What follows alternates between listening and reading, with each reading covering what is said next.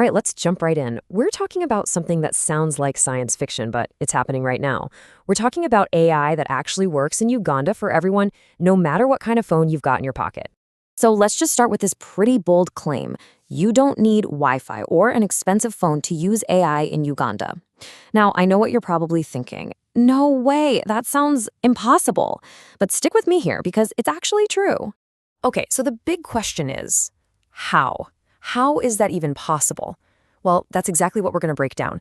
And trust me, the answer might just change the way you look at the phone you're using every single day. First things first, we've got to tackle what I'm calling the Ugandan AI myth. You know, all those common ideas about what AI needs that, well, just aren't true. You know the picture.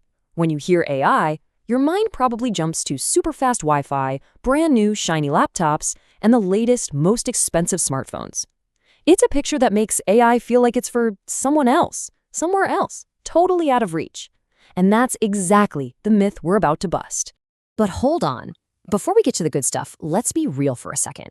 We have to talk about the challenges, the everyday barriers to tech that so many of us in Uganda face. Let's not pretend they don't exist. Yeah, you know the deal. First up, data is expensive. Every single megabyte counts, right? And then there's the phone itself. Look, a lot of us are using older phones. They get the job done, for sure, but they're not exactly the newest models on the market.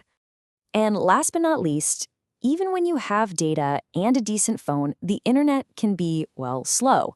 So it's pretty clear that for AI to actually be useful for us, it has to be simple and light. And here's the good news, some of it already is. Okay, enough about the problems. Let's get to the solutions. Because here's the secret, AI is already on your phone. It's kind of hiding in plain sight, inside apps and tools you probably use every single day. And this changes everything.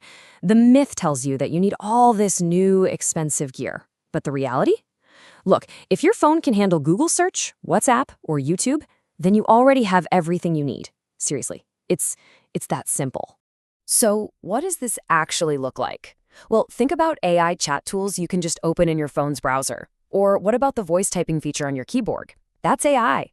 Even tools that can summarize your notes for you or translate languages on the fly, these aren't big, heavy, complicated apps. They're lightweight, and they're built to work with the technology you already own. Okay, but let's be practical. Even with these lighter tools, data is still a real concern. So the trick is to use them smartly. Let's go over a few simple tips to help you use AI without completely draining your data bundle. Check this out. Here are 4 super simple habits that can save you a ton of data. 1, stick to text instead of images whenever you can. It's so much lighter. 2, turn off autoplay for videos in your apps. Honestly, that's a huge data saver no matter what you're doing.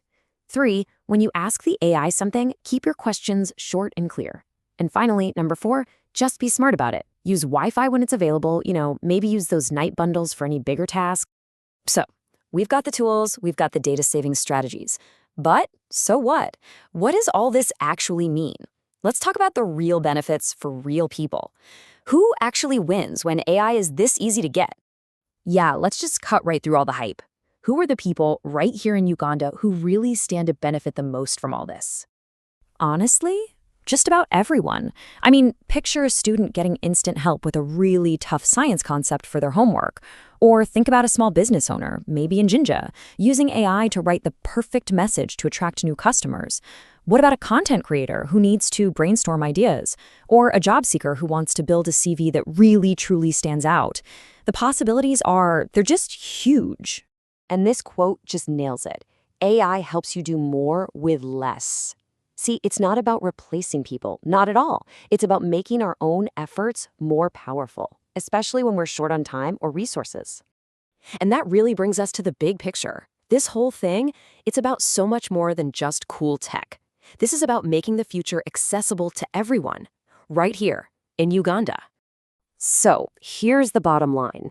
AI can't just be some toy for rich countries. If it's going to matter, if it's going to make a real difference, it has to work for our reality. It has to work for Ugandans on our own terms. So I'm going to leave you with this one thought. When you put these incredibly powerful tools into the hands of millions of creative, resourceful Ugandans, what do you think happens next? What if the world's next huge idea doesn't come out of Silicon Valley, but from a simple phone right here in Uganda? Just think about that.